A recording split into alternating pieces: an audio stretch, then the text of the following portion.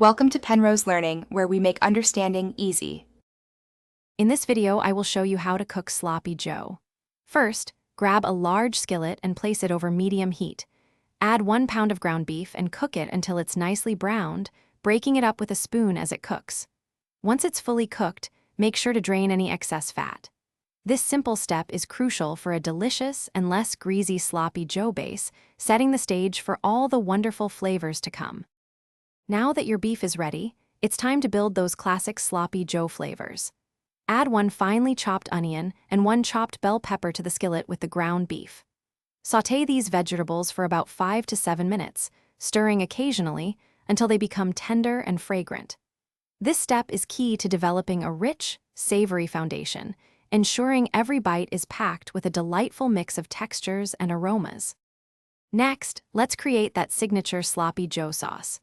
Pour in 1/8 ounce can of tomato sauce, 1/4 cup of ketchup, and 1 tablespoon of mustard.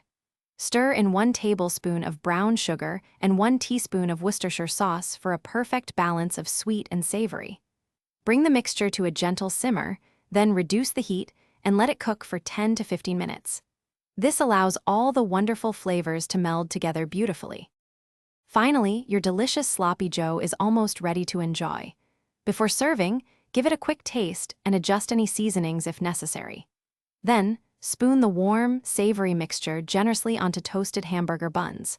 For an extra layer of flavor and crunch, consider adding some pickles or a slice of cheese.